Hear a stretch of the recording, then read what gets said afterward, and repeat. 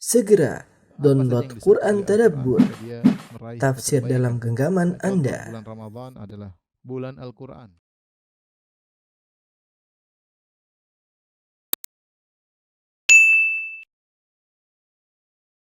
Bismillahirrahmanirrahim.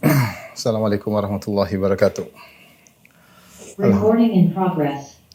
Alhamdulillahi ala ihsani wa syukru lahu ala taufiqihi wa amtinani wa asyhadu an la ilaha illallah wahdahu la syarika lahu ta'ziman li sya'ni wa asyhadu anna Muhammadan abduhu wa rasuluhu da'ila ridwanih. Allahumma salli alaihi wa ala alihi wa ashabihi wa ikhwani. Para dokter yang dirahmati Allah Subhanahu wa taala, para pemirsa dimanapun Anda berada, pada kesempatan ini kita melanjutkan tentang hal-hal yang membatalkan keimanan seseorang yang masih terkait dengan rukun iman. Pada pertemuan lalu telah kita bahas di antara hal yang membatalkan keimanan seseorang adalah misalnya mengingkari hari kebangkitan ya. Sudah kita bahas kemarin agak sedikit detail, dan pada kesempatan kali ini demikian juga kita bahas bagi orang yang mengingkari malaikat ya, juga kufur kepada Allah Subhanahu wa taala, mengatakan hakikat malaikat tidak ada, hanyalah sekedar majaz, hanyalah kinayah dari suatu bisikan-bisikan dalam hati ya. Maka ini juga merupakan kufuran karena malaikat adalah suatu yang gaib yang harus diimani, yang benar-benar ada. Masih ada beberapa hal yang terkait dengan rukun iman yang jika diingkari maka mengeluarkan seorang dari Islam ya. Pembatal keimanan.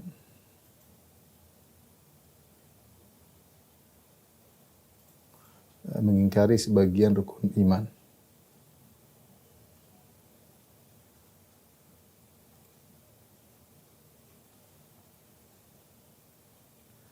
Di antaranya misalnya adalah mengingkari takdir.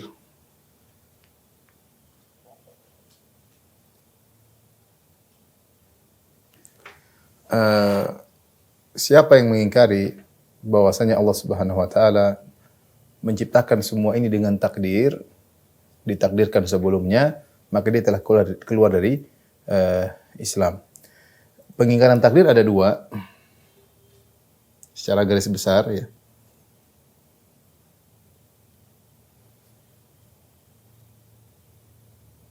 Yang pertama yang dilakukan oleh gulat al-qadariyah, yaitu qadariyah ekstrim.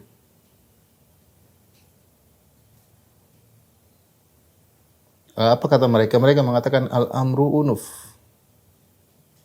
Perkara itu terjadi begitu saja tanpa didahului takdir. Ya.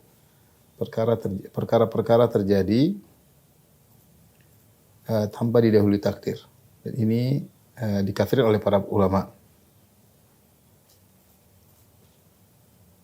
Dan ini awal muncul adalah di zaman Ibnu Umar radhiyallahu taala anhuma, sebagaimana disebutkan dalam hadis dalam Sahih Muslim tentang hadis Jibril, di mana ada dua orang tabi'in yang datang menemui Ibnu Umar kemudian bertanya tentang ada suatu kaum di negeri mereka di Basrah yang mereka berdalam-dalam tentang ilmu sehingga berlebih-lebihan sehingga mereka masuk dalam ranah masalah takdir ya, dipimpin oleh seorang namanya Ma'bad al-Juhani.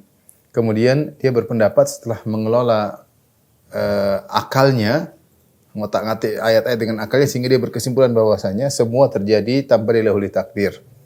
Ya, padahal Allah Subhanahu wa taala dalam Al-Qur'an banyak mengatakan inna kulla syai'in khalaqnahu biqadar. Segala sesuatu telah kami ciptakan dengan takdir. Allah Subhanahu wa taala berfirman, misalnya firman Allah Subhanahu wa taala, wa ma asaba min musibatin fil ardi wala fi anfusikum illa fi kitabin min qabli an nabra'aha. Apapun musibah yang menimpa kalian di dunia, di bumi atau yang menimpa pada diri kalian, illa fi kitab, semuanya sudah tercatat di kitab ya, di Lauhil Mahfuz, min qabli an nabra'aha, sebelum kami menciptakannya. Dan kita tahu di antara rukun iman adalah iman kepada takdir. Nah ini gulat qadariyah atau gulat ekstrem ini dihukumi kufur kepada Allah Subhanahu wa taala. Sehingga ketika Ibnu Umar mendengar kisah ini, maka dia berkata kepada para tabi'in, dia katakan sampaikan kepada mereka, yaitu orang-orang yang mengingkari takdir, bahwasanya law anna ahadum anfaqa mithla Uhudin dhahaban ma qabilahu Allahu minhu hatta yu'mina bil qadar. Jika salah seorang dari mereka berinfak dengan emas sebesar gunung Uhud, maka Allah tidak akan terima sampai mereka beriman kepada takdir. Ya, sampai mereka beriman dengan takdir. Kemudian beliau pun berdalil dengan hadis Umar bin Khattab tentang kisah Jibril yang di mana Jibril bertanya kepada Nabi sallallahu alaihi wasallam, "Fa akhbirni anil iman, kabarkanlah aku kepadaku tentang iman wahai Muhammad." Maka Rasulullah SAW mengatakan, "Al-iman an tu'mina billahi wa malaikatihi wa kutubi wa rusuli wal yaumil akhir wa tu'mina bil qadari khairihi wa syarrihi." Maka Nabi mengatakan iman itu engkau beriman kepada Allah, kepada malaikat, kepada kitab-kitabnya, kepada rasul-rasulnya, pada hari akhirat, dan engkau beriman kepada takdir yang baik maupun yang buruk.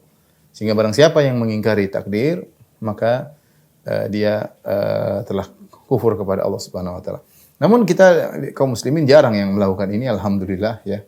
Kita tidak dapati kaum muslimin yang terjerumus dalam kesalahan gulat al-qadariyah, qadariyah ekstrim. Ini mungkin zaman dahulu ada, tapi sekarang kita tidak pernah mendengar. Yang kita dengar sering adalah qadariyah yang biasa ya. Yang tidak ekstrim, qadariyah biasa. Ya, jadi kata mereka tidak mengingkari takdir secara mutlak, tapi mereka hanya mengatakan Allah mengetahui, kata mereka Allah mengetahui apa yang akan terjadi.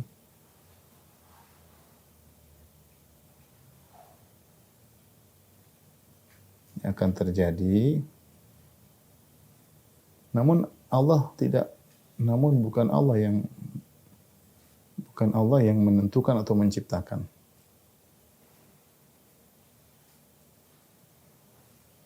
Ini kalau seperti yang kesalahan ini banyak terjadi. Ini adalah pemikiran Mu'tazilah, Qadariyah atau Al-Mu'tazilah ya.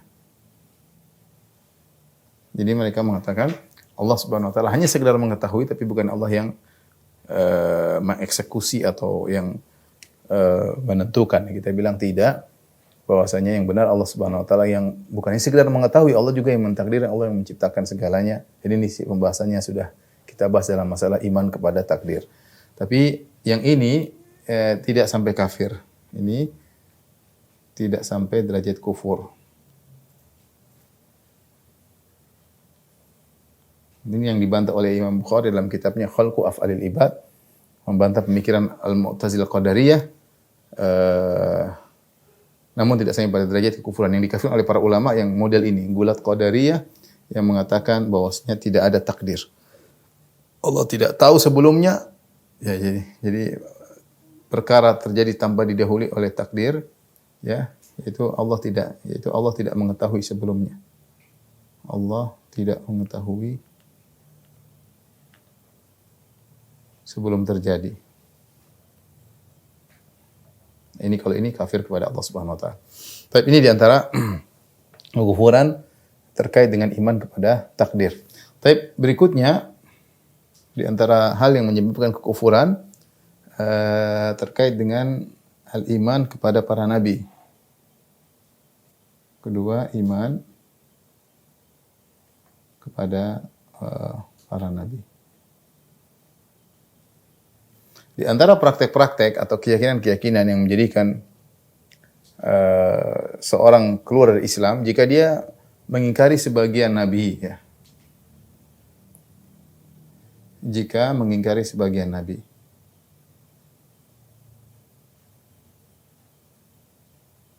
Tidak beriman kepada seluruh nabi, ya.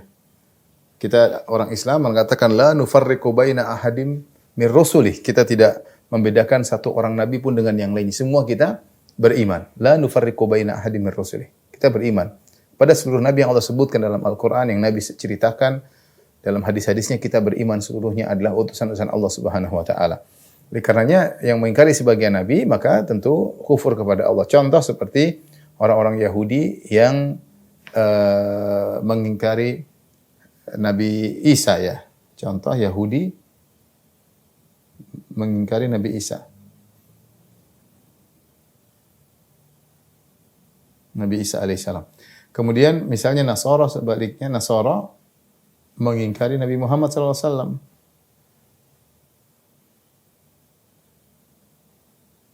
Tentu mereka keluar dari, atau mereka tidak dianggap beriman, ya. Adapun kita umat Islam beriman kepada Nabi Musa, beriman kepada Nabi Isa, dan kita beriman kepada Nabi Muhammad sallallahu alaihi wasallam, ya. Makanya ada buku bagus orang-orang Islam membantah orang Nasrani dengan judulnya itu Robihna bi Muhammadin walam nakhsar Isa.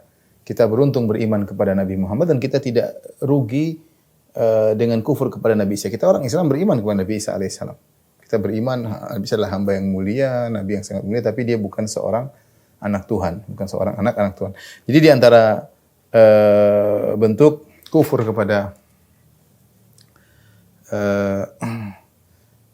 terkait dengan iman kepada Nabi kepada para nabi, di antaranya adalah kufur kepada sebagian nabi.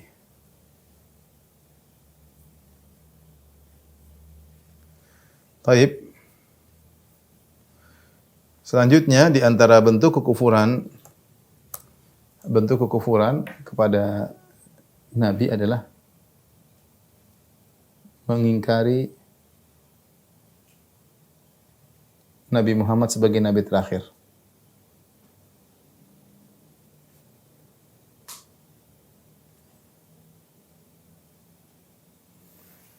Dalam Al-Quran Allah Subhanahu Wa Taala mengatakan, "Ma kana Muhammadun aba ahadin min rijalikum, walakin Rasulullah wa khataman nabiyyin."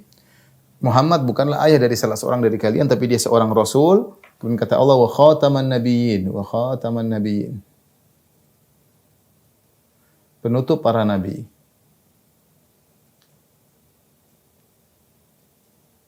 Penutup para nabi. Dan ini adalah ijma' para ulama bahwasanya Nabi Muhammad SAW adalah penutup para nabi. Makanya dia adalah rasul yang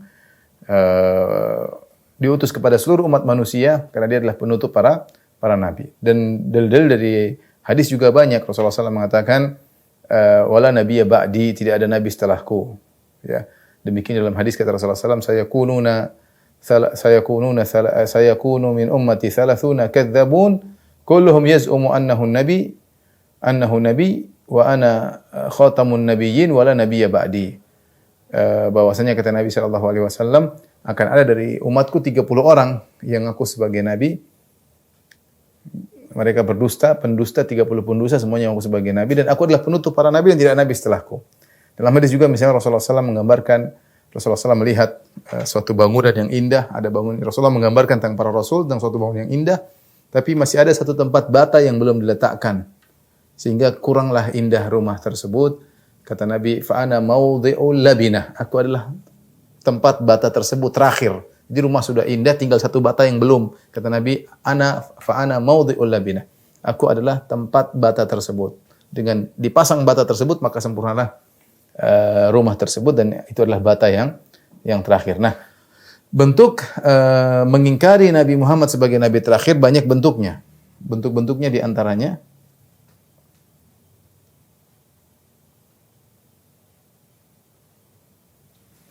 seperti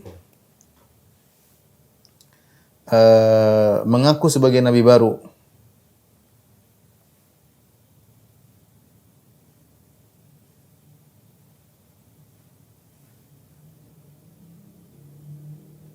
Mengaku sebagai nabi setelah Rasulullah SAW.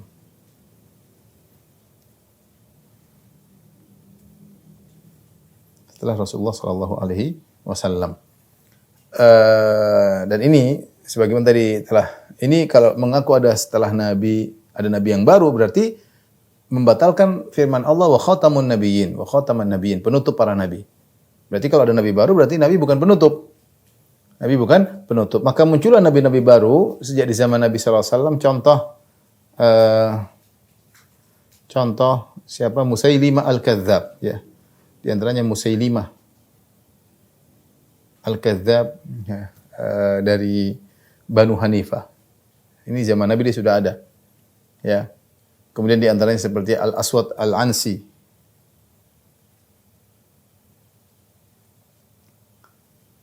Al-Ansi. Kemudian di antaranya misalnya Mukhtar bin Abi Ubaid Ats-Tsaqafi. Mukhtar. Ini setelah Nabi SAW meninggal muncul Mukhtar bin Abi Ubaid Ats-Tsaqafi. Bahkan ada sebelumnya juga ada nabi wanita yaitu Sijah ya. Atau Sajah atau Sijah. Ya, nabi wanita, nabi perempuan. Ya, dan ini tentu merupakan kekufuran. Kata Allah Subhanahu wa taala, "Wa man adzlamu mimman iftara 'ala Allahi kadziban aw qala uhiya ilayya wa lam yuha ilaihi syai'. Wa man qala sa'unzilu mithla ma anzalallah." Siapakah yang paling berdusta kepada Allah Subhanahu wa taala? Yang paling zalim daripada orang yang berusaha nama Allah Subhanahu wa taala, ya. Mengatakan Allah bilang begini, Allah begini. Aw qala uhiya ilayya wa lam yuha ilaihi syai'. Atau dia berkata Allah telah memberi wahyu kepadaku, padahal Allah tidak pernah turunkan wahyu kepadanya. Wa man qala sa'unzilu misla ma anzalallah, dan ada yang demikian juga, tidak ada yang lebih zalim dari orang yang berkata aku akan turunkan seperti apa Allah yang Allah turunkan. Jadi di antara kezaliman yang sangat besar, au qala uhiya ilayya wa lam yuha ilaihi syai'. Dia berkata Allah telah beri wahyu kepadaku, padahal Allah tidak pernah beri wahyu kepadanya sama sekali. Ini mereka adalah orang-orang yang paling pendusta. Ya. Di antaranya Musailamah al-Aswad al-Ansi, Mukhtar Sijah, kemudian juga Tulaiha al-Asadi. Tapi Tulaiha al-Asadi ini dia sadar ya. Dia sadar, kemudian kalau tidak salah dia meninggal dalam jihad, dia kemudian sadar kembali dan dia jihad di jalan Allah Subhanahu wa taala. Tulaiha al-Asadi ya. Dia sempat membunuh dua orang sahabat, di antaranya Uqasah bin Mihsan. Uqasah bin Mihsan dibunuh ketika dia mengejar Tulaiha, terjadi peperangan, akhirnya pertarungan, akhirnya Uqasah meninggal dunia. Ketika di zaman Umar bin Khattab, Tulaiha datang dan dia mengatakan dia sudah sadar masuk Islam. Maka Umar berkata, bukankah kau telah membunuh Uqasah? Kemudian kata Tulaiha, ya, alhamdulillah dia telah mati syahid di tanganku. Dulu saya masih kafir, saya bunuh dia mati syahid. Ya. Tapi intinya dia sadar, kemudian dia menjadi muslim yang baik, ya, Tulaiha ya. Adapun yang lainnya diperangi seperti Musailimah diperangi oleh di zaman Abu Bakar radhiyallahu anhu, akhirnya dibunuh oleh salah seorang di antaranya, dua orang, ada satu orang Ansari dan satunya lagi adalah yang pernah membunuh Hamzah bin Abdul Muttalib, paman Nabi itu Wahsy, dia membunuh Hamzah. Dia membunuh Hamzah dalam perang Uhud, dia melempar tombak, kemudian setelah itu kalau tidak salah setelah perang Hunain atau setelah perang Taif, maka dia datang kepada Nabi sallallahu alaihi wasallam, menghadap Nabi SAW, dia minta maaf karena telah membunuh Hamzah. Maka Rasulullah berkata, jika kau mampu tidak menampakkan wajahmu kepadaku, maka lakukanlah. Nabi, kalau lihat dia, Nabi sedih. Tapi Nabi maafkan. Cuma Nabi sedih kalau lihat Wahsy, karena Wahsy ini yang bunuh pamannya. Akhirnya Wahsy merasa bersalah, dia bilang, saya harus menebus kesalahan saya. Maka ketika perang Ma'rakatul Yamamah, dia datang dalam peperangan tersebut. Ma'rakatul Yamamah itu perang melawan di zaman Abu Bakar. Rasulullah SAW sudah meninggal. Maka dia datang ikut serta dalam perang tersebut, dipimpin oleh Khalid bin Walid. Dan ketika itu melawan 40.000 atau 50.000 pasukan Musailimah al-Kadzdzab. Dan akhirnya yang membunuh Musailimah adalah Wahsy. Dia melempar tombak. Jadi tombak yang dia gunakan untuk membunuh Hamzah itu yang dilemparkan akhirnya mengenai dada Musailimah al-Kadzdzab. Maka dia berkata, la in kuntu qataltuhu, kalau saya yang berhasil membunuh Musailimah, laqad qataltu khairan nas wa syarran nas. Maka aku telah berhasil pernah membunuh orang yang terbaik itu Hamzah dan orang terburuk yaitu Musailimah al-Kadzdzab. Ya, dia membalas kesalahannya dengan tombak yang sama, dia bunuh Hamzah radhiyallahu anhu, dan tombak yang sama dia membunuh Musailimah al-Kadzdzab. Tapi ini diantara bentuk mengingkari Nabi terakhir adalah mengaku sebagai Nabi. Kemudian tentunya adalah yang membenarkan, yang beriman kepada Nabi setelah Muhammad SAW. Nabi baru ya. Yang beriman juga kafir. Makanya dahulu di zaman ketika Abu Bakar radhiyallahu taala anhu menjabat sebagai khalifah setelah wafatnya Nabi sallallahu alaihi wasallam, banyak disebut dengan hurubur riddah. Banyak orang yang murtad. Ada yang murtad gara-gara mengingkari kewajiban zakat, ya, diperangi oleh Abu Bakar. Di antaranya yang paling banyak diperangi oleh Abu Bakar adalah orang-orang yang beriman kepada Nabi baru. Ya, beriman kepada Nabi baru, di antaranya para pengikut Tulaiha, di antaranya para pengikut Al-Aswad Al-Ansi, di antaranya para pengikut Musailimah Al-Kadzdzab. Yang beriman kepada Nabi baru sama, berarti dia juga kufur kepada ayat ini. Wa khatamun nabiyyin. Muhammad adalah penutup para nabi. Kemudian di antaranya seperti kesalahan orang-orang filsafat yang mengatakan mungkin meraih kenabian dengan latihan-latihan. Dan ini adalah pendapat sebagian ahli filsafat seperti Ibnu Sina dan yang lainnya ya, yang mereka mengatakan bahwasanya Rasulullah SAW memperoleh kenabian adalah dengan latihan, dan mereka mengatakan seorang bisa kontak dengan al-aqal fa'al itu ya, dengan jika seorang akal yang aktif ya, yang seorang harus meninggikan kondisi dirinya sampai dia harus terlepas daripada jasad, daripada alam jasad sehingga ruhnya naik sehingga bisa kontak dengan al-aqal fa'al. Ketika kontak dengan al-aqal fa'al, kekuatan itu, maka seakan-akan dia memiliki wahyu-wahyu yang turun kepadanya, dan ini diperoleh dengan latihan ya. Makanya orang yang mengatakan kenabian bisa didapatkan dengan latihan, maka dia telah kufur. Di antara sebab kekufurannya karena dia mengingkari nabi terakhir. Nah, kalau berarti ada nabi-nabi bisa pelatihan-pelatihan menjadi nabi, maka Nabi Muhammad SAW bukan nabi terakhir. Bukan nabi terakhir. Dan kita tahu bahwasanya kenabian bukan amrun muktasab, kenabian bukan usaha yang diusahakan, tapi Allah istifa dari Allah Subhanahu wa taala.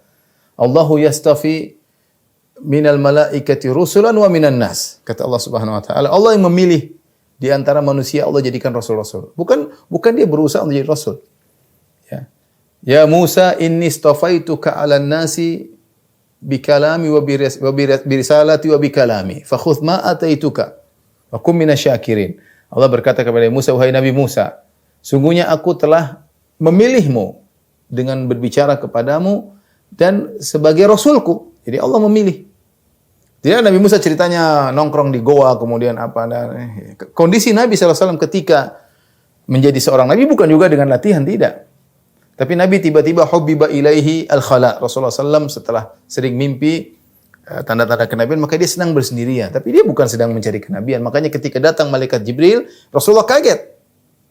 Rasulullah kaget, ketakutan. Bukan Rasulullah, ini yang saya cari-cari, saya jadi Rasul. Enggak. Memang dia kaget, tidak duga bahwasanya dia bakalan menjadi seorang Rasul. Dia tidak duga. Ya. Sampai akhirnya dinasihati oleh Khadijah dan dinasihati Rasulullah SAW oleh Waraqah ibn Naufal. Demikian juga ada Yahya sejak kecil jadi Nabi. Nabi Isa sejak kecil jadi Nabi. Tidak ada Nabi Isa latihan, tapi tahu sekecil sudah bisa ngomong.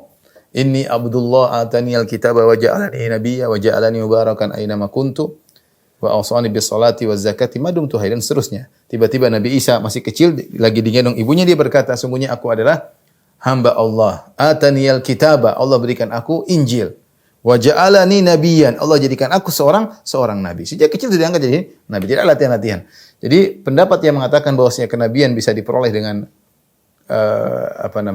dengan latihan, maka ini juga kekufuran, pembatal keimanan. Ya. Di antaranya ikhwan dan akhwat yang dirahmati Allah Subhanahu wa taala, di antara bentuk kekufuran juga terkait dengan hal ini, misalnya mengatakan bahwasanya ya,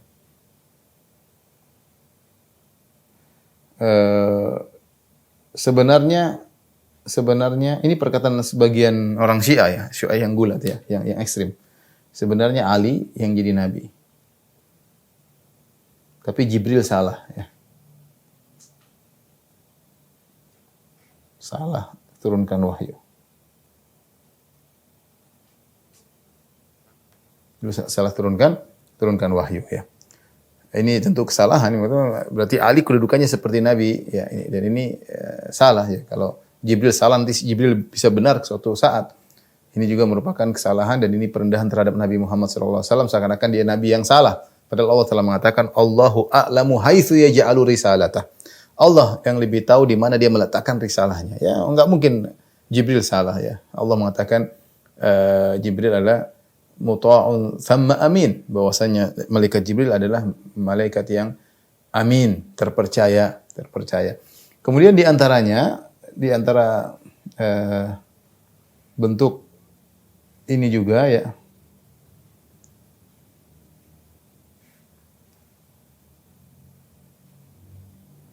nomor 5, dan ini juga kesalahan orang Rafidhah, orang Syiah, yaitu menjadikan imam-imam mereka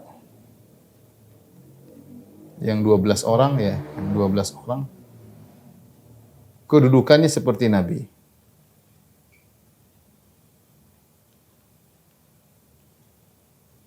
Ini sama, berarti seakan-akan seperti Nabi Muhammad SAW, berarti seakan-akan mereka adalah Nabi baru. Ini juga kekufuran. Ya, ini kekufuran. Saya pernah berdiskusi sama seorang Syiah dan dia bilang, perbedaan kita ringan. Saya bilang tidak ringan. Dan saya waktu ngomong gitu dia tidak bisa jawab. Saya bilang, bagaimana ringan? Kalian menganggap imam kalian maksum, tidak mungkin salah. Nah, kalau seorang imam tidak maksum, yang 12 imam tersebut, kalian yakin mulai dari Ali bin Abi Thalib, kemudian Hasan, kemudian Husain, kemudian Ali Zainal Abidin, kemudian Muhammad Al-Baqir, kemudian Ja'far As-Sadiq dan seterusnya sampai imam ke-12. Kalian merasa bahwasanya itu adalah imam-imam yang maksum, tidak mungkin salah. Nah, kalau dia maksum tidak mungkin salah, berarti dia kedudukannya sama seperti Nabi. Sehingga perkataannya dan perbuatannya merupakan dalil. Jadi ini adalah kekufuran. Makanya saya sering sampaikan bahwasanya mereka memiliki buku-buku hadis bukan cuma seperti kita, Sahih Bukhari, Sahih Muslim. Mereka punya buku-buku hadis yang isinya bukan hadis-hadis Nabi saja, tapi perkataan-perkataan imam. Seperti kitab mereka Al-Kafi lil Kulaini. Ada kitabnya Al-Kafi, karangan Al-Kulaini. Isinya perkataan-perkataan imam. Buka kitab mereka, contoh kita buka kitab Biharul Anwar lil Majlisi yang 100 jilid lebih. Isinya imam ini bilang imam ini. Dianggap seperti hadis. Dan ini merupakan bentuk kekufuran karena menempatkan seorang seperti Nabi dan datang setelah Nabi. Ini seakan-akan meskipun mereka tidak namakan Nabi, mereka namakan imam, tapi hakikat imam ini seperti Nabi. Seperti Nabi, bahkan dalam kitab Al-Kafi Al-Kulaini bahwasanya kelebihan imam banyak sekali ya. Yang sama dengan Nabi atau bahkan lebih daripada Nabi. Saya bacakan perkataan Al-Qadhi Iyad tentang hal-hal yang membatalkan keimanan terkait dengan kenabian. Beliau berkata, "Wa kadza man idda'a nubuwwata ahadin ma'a nabiyina sallallahu alaihi wasallam." Demikian juga orang mengatakan ada yang menjadi nabi bukan setelah nabi tapi seiring dengan zaman nabi, seperti Musailimah. Musailimah al-Kadzdzab, dia mengaku sebagai nabi sejak nabi masih ada. Dia bilang, "Wahai Muhammad, kita berdua sama-sama bersyarikat sama-sama. Kau nabi, kita juga nabi. Nanti kalau kita ini bagi dua ya." Jadi dia Musailimah al-Kadzdzab ini dia ngaku nabi sejak nabi masih ada. Jadi dia mengatakan Allah kasih wahyu sama kamu, Allah juga kasih wahyu sama saya. Allah kasih wahyu sama kamu. Ini contoh, ini perkataan Al-Qadhi Iyad rahimahullahu taala, "Man idda'a nubuwwata ahadin ma'a nabiyina." Siapa yang mengakui atau beriman kepada kenabian seorang bersama nabi kita sallallahu alaihi wasallam, au ba'dahu atau meyakini ada nabi setelah Nabi Muhammad. Apakah sama seiring Nabi Muhammad juga kafir atau yang mengatakan ada nabi setelah Nabi Muhammad sallallahu alaihi wasallam? Demikian juga kemudian beliau berkata, wa ka'aktsari rafidhah al-qailina bi musyarakati Ali fi risalah lin Nabi sallallahu alaihi wasallam wa ba'dahu. Seperti kebanyakan orang-orang Rafidhah yang mengatakan bahwasanya Ali bin Abi Thalib menyertai Nabi dalam kerisalahan, dalam kerasulan. Menyertai Nabi dalam kerasulan. Ini mungkin kita tidak dapati zaman sekarang, tapi zaman dulu ada. Saya pernah ketemu dengan salah seorang dosen, dia mengatakan dia pernah berbicara dengan sebagian orang Syiah, dengar ceramah. Sampai akhirnya ada suatu ceramah, di situ dia mengatakan Jibril kemudian salah memberi wahyu, harusnya kepada Ali, kemudian beri kepada Muhammad. Dia bilang, sebentar, kau ngomong apa tadi? Ngomong Jibril salah kasih wahyu. Ya. Ini dia tidak percaya kepada orang Syiah tersebut. Tapi apakah masih ada sampai sekarang? Wallahu a'lam. Tapi di zaman Al-Qadhi Iyad ada. Mereka mengatakan ka'aktsir rafidhal qalina bi musyarakati Ali fi risalah Nabi sallallahu alaihi wasallam ba'dahu. Yang mengatakan bahwasanya Ali menyertai Nabi dalam masalah kerasulan. Wa kadzalika kullu imamin 'inda haula'i yaqumu maqamahu fi an-nubuwwati war risalah. Ini akidahnya orang Syiah al-Imamiyah. Syiah Itsnai Asyariyah atau Syiah al-Imamiyah. Demikian juga yang meyakini setiap imam menurut mereka menduduki kedudukan Nabi Muhammad SAW dalam kenabian dan risalah. Ya, ini orang-orang Syiah. Ya. Au man idda'ad nubuwwah li nafsi, atau orang yang ngaku saya nabi. Ini banyak di tanah air juga ada ngaku sebagai nabi. Terakhir saya dengar ada nabi ngaku dari Kerawang ya. Dan ada aja pengikutnya. Sebelumnya Ahmad Musaddiq sebelumnya, kemudian nabi dari Kerawang, dan nabi dari mana? Au jawaza iktisabaha wal bulugh bi safa'il qalbi ila martabatiha. Atau orang yang mengatakan bahwasanya mungkin kita untuk meraih kenabian Kita mencapai dengan cara latihan sampai hati kita bersih. Ketika hati kita bersih, maka kita bisa sampai pada derajat kenabian. Seperti perkataan orang ahli filsafat, Ibnu Sina dan teman-temannya. Ya. Wa kadzalika man yadda'a minhum annahu yuha ilaihi wa illam yadda'in nubuwah. Atau seorang dia tidak ngaku sebagai nabi. Saya bukan nabi, tapi Jibril turun sama saya. Jibril kasih wahyu sama saya. Ini saya pernah ketemu orang seperti ini. saya masih ingat kisah ketika saya naik kapal, kemudian saya sholat di musola di kapal, tahu ada seorang mengatakan, ini sudah lama sampai kepada saya, tapi saya simpan. Saatnya saya menyampaikan kepada bapak-bapak sekalian, bahwasanya Jibril telah turun kepada saya. Dia tidak bilang saya nabi. Tapi itu konsekuensi Jibril turun kepada kamu, kasih wahyu, itu adalah nabi. Makanya saya sering bercanda, saya bilang saya hampir jadi sahabat karena bertemu dengan seorang nabi di kapal ya. Tapi nabi palsu, sahabatnya sahabat palsu ya. Ini juga di antara kekufuran. Fahaula'i kulluhum kuffarun mukadzibuna lin Nabi sallallahu alaihi wasallam. Mereka seluruhnya kafir karena mendustakan Nabi sallallahu alaihi wasallam. Li'annahu akhbara Nabi sallallahu alaihi wasallam annahu khatamun nabiyyin.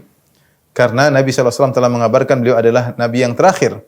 La nabiyya ba'dahu, tidak nabi setelahnya. Wa akhbara 'anillahi ta'ala annahu khatamun nabiyyin, dan telah Nabi mengabarkan dari Allah. Allah mengabarkan bahwasanya Nabi Muhammad adalah khatamun nabiyyin, penutup para nabi. Wa annahu arsala kafatan linnas, bahwasanya Allah telah mengutus, wa annahu ursila kafatan linnas, dan bahwasanya Nabi diutus untuk seluruh manusia ya.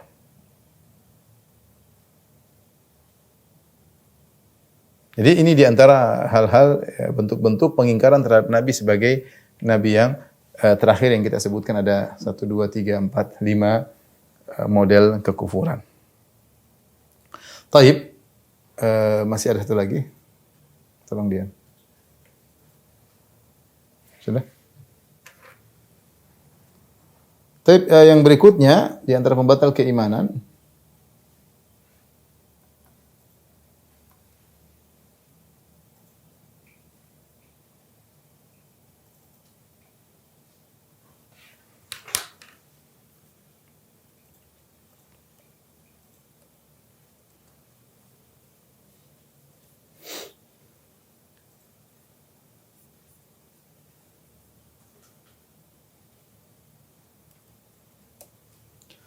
terkait dengan pembatal keimanan, terkait dengan pengingkaran terhadap iman kepada kitab.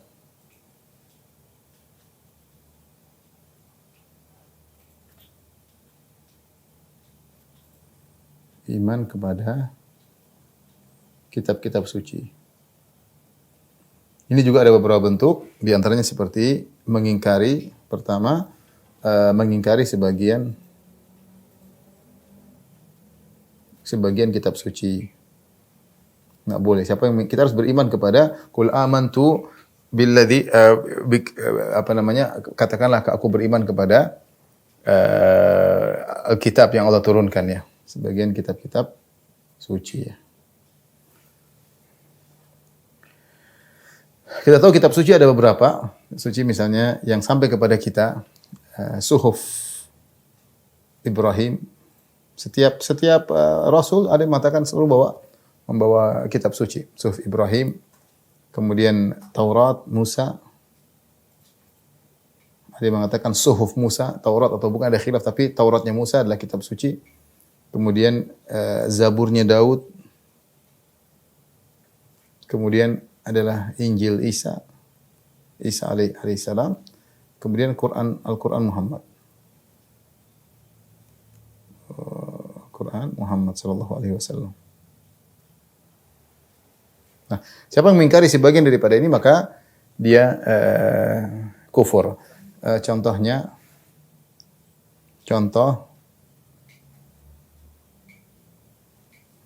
Yahudi mengingkari Injil.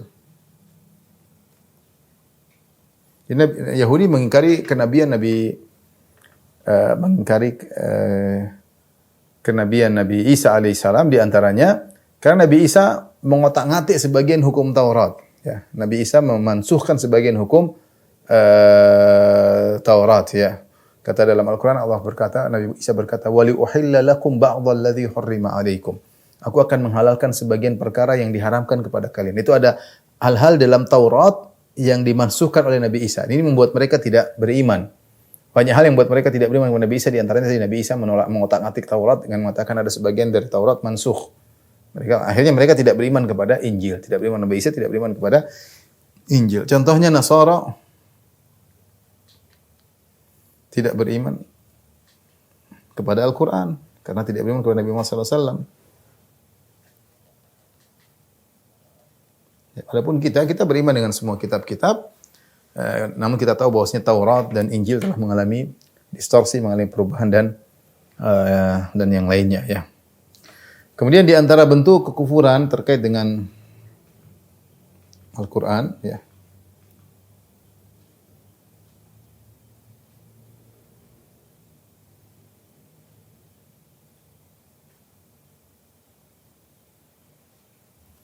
Di antaranya misalnya perkataan Rafidhah bahwasanya Al-Quran dirubah atau kurang. Mereka mengatakan para sahabat ini keyakinan apa? Keyakinan Rafidhah. Bahwasanya para sahabat menyembunyikan sebagian ayat-ayat dalam Al-Quran. Ya, ini keyakinan orang Rafidhah. Sampai ada ulama mereka menulis judulnya Faslul Khitab fi tahrifi kalami Rabbil Arbab. Tidak salah karya At-Tabarsi. Judulnya keputusan yang Faslul Khitab, yaitu terjadi keputusan yang benar yang menunjukkan bahwasanya Al-Quran telah menyimpang. Al-Quran telah menyimpang. Ya, bahkan dalam sebagian pernyataan mereka dalam kitab Al-Kafil Kulaini bahwasanya kata mereka di sisi kami ada Al-Quran 3 kali lipat daripada Quran kalian. Laisa fihi harfun min hurufi Qur'anikum. Di Quran kita enggak ada satu huruf pun dari Quran kalian. Jadi mereka bilang namanya Mushaf Fatimah. Ini tidak ada, kenyataannya tidak ada. Tapi dalam keyakinan ada. Mereka mengatakan Quran sekarang ini mengalami perubahan-perubahan. Sebagian sahabat tidak amanah sehingga Quran dirubah-rubah. Oleh karenanya ketika Ibnu Hazm menjelaskan tentang hal ini, kemudian ada sebagian orang-orang kafir yang mengkritiki ketika Ibnu Hazm rahimahullah mengkritiki, mengatakan kitab suci kalian mengalami distorsi. Injil, perjanjian lama, perjanjian baru mengalami perubahan. Orang-orang ahlul kitab mengatakan kalian juga. Al-Quran juga mengalami perubahan. Jadi mereka bantah, mereka balik bantah Ibnu Hazm. Mereka mengatakan Al-Quran juga mengalami perubahan. Kata Ibnu Hazm, siapa yang bilang? Kata mereka Rafidhah. Kata Ibnu Hazm, Rafidhah laisu bimuslimin. Mereka bukan orang Islam. Orang yang mengatakan bahwasanya Al-Quran berkurang itu bukan orang Islam. Karena Allah Subhanahu wa taala telah berfirman, "Inna nahnu nazzalna dzikra wa inna lahu lahafizun." Kami telah menurunkan Al-Qur'an dan kami akan menjaga Al-Qur'an. Jadi siapa yang mengatakan Al-Qur'an kurang, ya tidak terjaga, maka dia telah kafir. Kenapa Allah berfirman, "Inna nahnu nazzalna dzikra wa inna lahu lahafizun." Ya, Al-Quran dijaga, Al-Quran dihafalkan, anak kecil pun hafal. Bagaimana Al-Quran kemudian mengalami distorsi, tidak ada yang tahu. Al-Quran diriwayatkan dari mutawatir. Banyak orang zaman sekarang yang punya sanad Al-Quran sangat banyak. Orang Indonesia saja punya banyak sanad Al-Quran. Ya. Taib ini diantara bahwasanya orang yang kafir terkait dengan iman kepada Al-Quran. Di antaranya juga misalnya mengatakan Al-Quran makhluk. Adalah makhluk. Dan ini ijma para ulama. Para ulama mengatakan man qala anna al-Qur'an makhluk faqad kafar. Di antaranya dari Imam Ahmad dan yang lainnya. Barang siapa mengatakan Al-Qur'an itu makhluk, maka dia telah kafir. Ini akidahnya Mu'tazilah. Akidah Mu'tazilah. Sampai sekarang masih ada akidah ini. Secara umum ini akidah kekufuran. Karena mereka meyakini sifat-sifat adalah makhluk.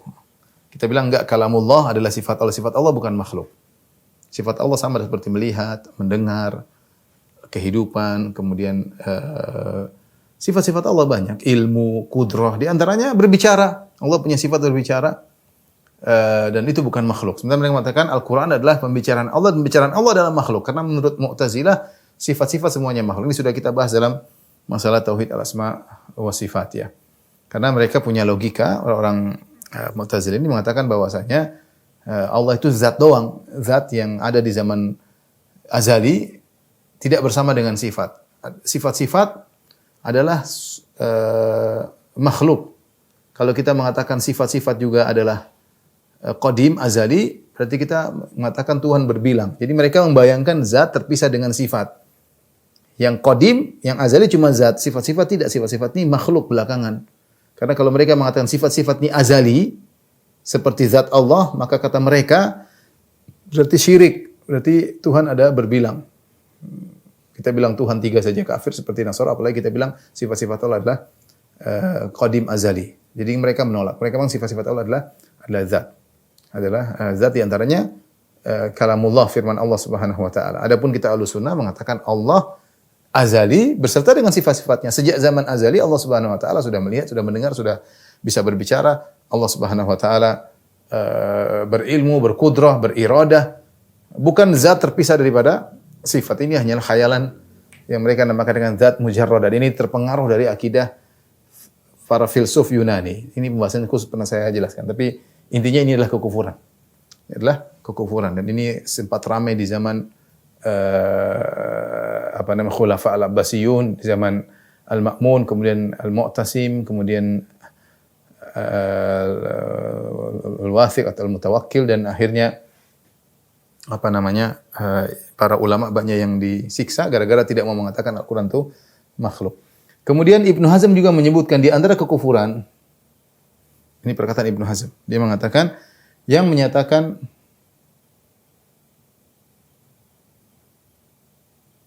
bahwa Al-Quran yang ada ini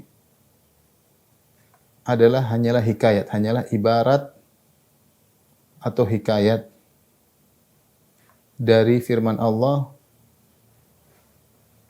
dan bukan firman Allah.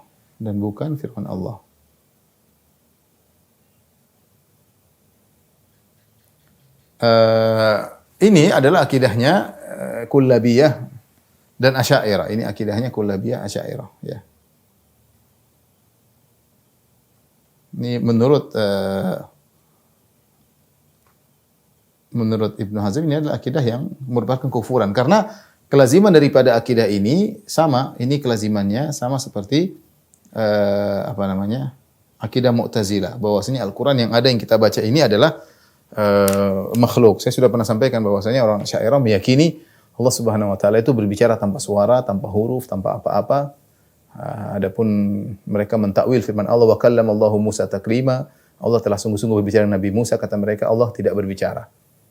Tidak ada, ya. Padahal Allah berfirman, fastami' lima yuha, wahai Musa, dengarkanlah apa yang diwahyukan kepadamu.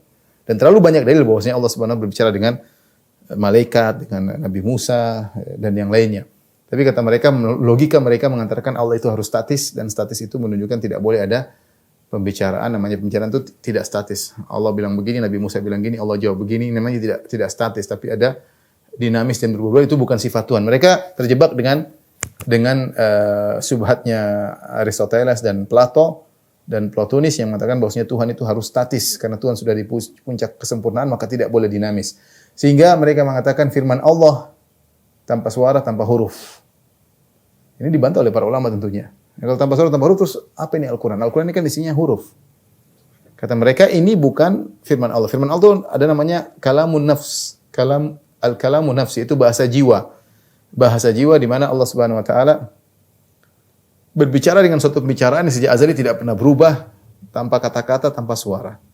Terus, Jibril memahami pembicaraan Allah atau Nabi Muhammad dipahamkan oleh Allah tentang pembicaraan jiwa Allah, maka Jibril atau Muhammad menuangkan dalam kata-kata. Kata-kata itulah Al-Quran yang kita baca, alif lam mim dzalikal kitabul la raiba fihi hudal lil muttaqin idza zulzilatil ardu zilzalaha tabbat yada abi lahabi wa tabb alhamdulillahi rabbil alamin arrahmanir rahim maliki yaumiddin. Ini semua bukan firman Allah.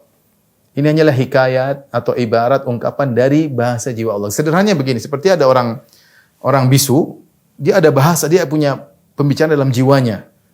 Dia tapi tidak bisa mengungkapkan. Nah, kita memahami maksud dia itu begini, maka kita pahami dengan ungkapan. Kita bilang, ini orang bisu ini maksudnya dia ngomong gini.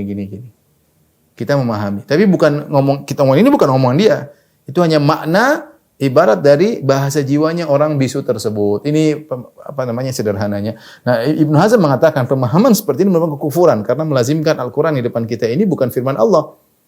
Dan kelazimkan bahwasanya Al-Qur'an di depan kita ini adalah makhluk ya, karena bukan firman Allah Subhanahu wa taala. Tapi di antara kufur kepada Al-Qur'an misalnya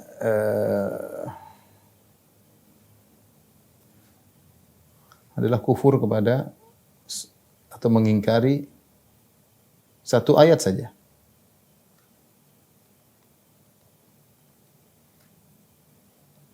Tentu para ulama mengatakan orang yang satu ayat saja maka kafir ya. Afatu'minu bi ba'dil kitab wa takfuruna bi ba'd? Apa kalian kufur kepada sebagian ayat, sebagian kitab dan kalian beriman kepada sebagian kitab? Orang Yahudi. Ya. Tidak boleh, kita harus beriman kepada seluruh ayat-ayat Allah Subhanahu wa taala ya. Allah mengatakan innal ladzina kadzdzabu bi ayatina wastakbaru anha la tufattahu lahum abwabus sama wa la yadkhulul jannata hatta yalijal jamalu fi sammil khiyat wa kadzalika najzil mujrimin. Kata Allah Subhanahu wa taala, sungguhnya orang-orang yang mendustakan ayat-ayat kami dan sombong untuk melaksanakan ayat kami, la tufattahu lahum abwabus sama, tidak akan dibukakan bagi mereka pintu-pintu langit.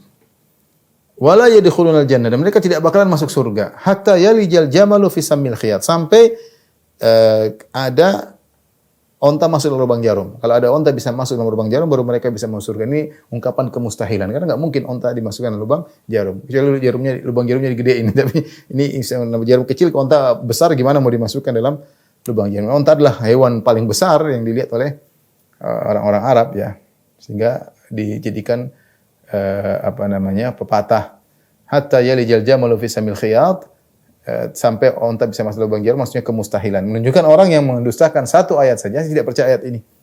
Ayat apapun dia tidak percaya. Ya. Mungkin menurut dia ini tidak sesuai dengan tidak sesuai dengan sains, tidak percaya sudah. Tidak percaya, kufur kepada Allah Subhanahu wa taala. Tahu ini ayat dari Allah, dari Al-Qur'an, dia tidak percaya, berarti dia kufur kepada Allah Subhanahu wa taala.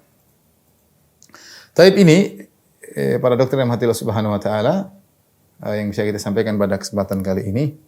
Jadi kita sudah bahas tentang pembatal keislaman yang terkait dengan iman kepada takdir, kemudian iman kepada para nabi, dan juga iman kepada kitab-kitab suci. Demikian para dokter yang Allah Subhanahu wa taala, para guru, apa yang bisa kita sampaikan, kurang lebih saya mohon maaf. Wabillahi taufiq wal hidayah. Assalamualaikum warahmatullahi wabarakatuh.